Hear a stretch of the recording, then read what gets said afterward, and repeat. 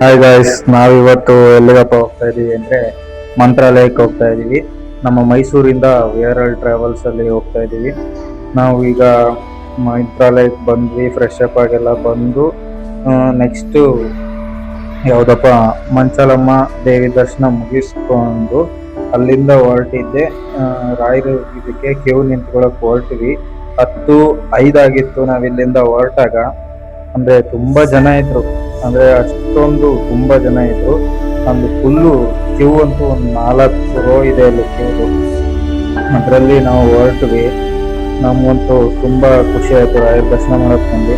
ಈ ಹುಡುಗ ಅಂತೂ ಈ ಏಜ್ ಅಲ್ಲೇ full business mind, full water bottle ತುಂಬಾ ಜನ ಹುಡುಗರಿದ್ದಾರೆ ಆ ತರ ಮಾಡ್ತಾ ಇದ್ದಾರೆ. ನನಗೆ ಇದೊಂದು ವಿಷಯ ಅರ್ಥ ಆಗ್ಲಿಲ್ಲ, ಏನಕ್ಕೆ ಈ ತರ ಎಲ್ಲ ಬಳೆ ದಾರ ನೀವು ಕಟ್ಟಿರೋದು ಅಂದ್ರೆ. ಇಲ್ಲಿ ಸುಮಾರು ಜನ ನೋಡಿದೆ, ಅದು ವಿಡಿಯೋ ಮಾಡೋಷ್ರೊಳಗೆ ಅವ್ರು ತೆಗೆದ್ಬಿಟ್ರು. ಅದನ್ನೆಲ್ಲ ಏನಕ್ಕೆ ಮಡಗ್ತಾರೆ ಅವ್ರ ವಸ್ತುನೆಲ್ಲ ಇಲ್ಲಿ ಅಂತ ಗೊತ್ತಾಗ್ಲಿಲ್ಲ. ಎಲ್ಲ ನೀಟಾಗಿರುತ್ತೆ, ನೀವು ಬಂದು ಈ ತರ ಎಲ್ಲ ಮಡಗಿ ಅದನ್ನ ಹಾಳು ಮಾಡೋದು ಎಷ್ಟು ಚಂದ ಹೇಳಿ. ಅದಕ್ಕೋಸ್ಕರನೇ.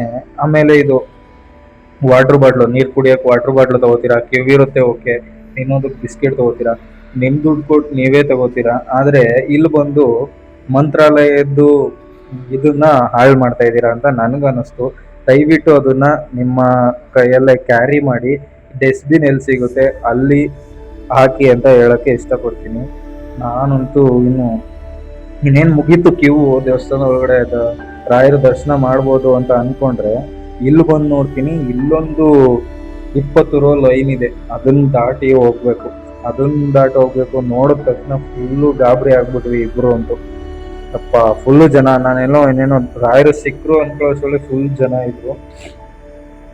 ಆಮೇಲೆ ಇಲ್ಲಿ ಯಾವ ತರ ಸಿಸ್ಟಮ್ಯಾಟಿಕ್ ಆಗಿದೆ ಅಂದ್ರೆ, ಇವಾಗ ನಮ್ಮ ತಿರುಪತಿಲೆಲ್ಲ ಒಂದಷ್ಟು ಜನನ ಕಳಿಸಿ ಪುನಃ ಸ್ಟಾಪ್ ಮಾಡಿ ಒಂದ್ ಸ್ವಲ್ಪ ಹೊತ್ತು ಆದ್ಮೇಲೆ ಕಳಿಸ್ತಾರಲ್ಲ, ಆ ತರ ಆಗ್ಬಿಟ್ಟಿದೆ ಇಲ್ಲಿ. ಇಲ್ಲಂತೂ ಫುಲ್ ಎಲ್ಲ ಡಿಸ್ಕಷನ್ ಎಲ್ಲ ಕುತ್ಕೊಂಡ್ವಿ. ನಾವು ನಿಂತಿದ್ದು ಸುಮ್ಮನೆ ಹಿಂದೆ ನೋಡಿದ್ರೆ ಅಲ್ಲೂ ಎಲ್ಲ ನಮ್ಮಿಂದ ಎಲ್ಲ ಫುಲ್ ಕೂತ್ ಬಿಟ್ಟಿದ್ದಾರೆ. ಅದಂತೂ ಸಖತ್ ಇದಾಗಿತ್ತು.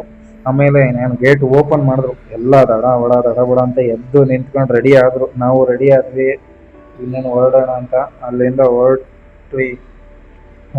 ಫುಲ್ಲು ಇಲ್ಲಿ ನೋಡಿದ್ರೆ ಫುಲ್ ಇನ್ನೂ ಚೇಂಜಸ್. ಇದೆಲ್ಲ ನಾನು ಮೊದ್ಲು ಒಂದ್ಸಲ ಬಂದಾಗ ಈ ತರ ಎಲ್ಲ ಇರಲಿಲ್ಲ. ಇವಾಗಂತೂ ಫುಲ್ ಚೇಂಜ್ ಆಗ್ಬಿಟ್ಟಿದೆ. ಗೊತ್ತಿಲ್ಲ ರಾಯರು ಯಾರನ್ನ ಯಾವಾಗ ಕರಗಿಸ್ಕೊತಾರೆ ಅಂತ ನನ್ಗಂತೂ ಗೊತ್ತಿಲ್ಲ. ಇಲ್ಲಿ ಫುಲ್ ಎಲ್ಲ ನಾವು ಕೆಳಗಡೆ ಓಡಾಡ್ತಿದ್ವಿ ಗೊತ್ತಾ, ಅಲ್ಲಿ ಎಲ್ಲ ಪ್ರದಕ್ಷಿಣೆ ಎಲ್ಲ ಮುಗಿಸ್ಕೊಂಡು ಅದ್ರ ಮೇಲಿಂದ ಮೆಟ್ಲು ಇಳಿದು ಆಮೇಲೆ ಒಳಗಡೆ ದರ್ಶನಕ್ಕೆ ಮಾಡಿದ್ದಾರೆ.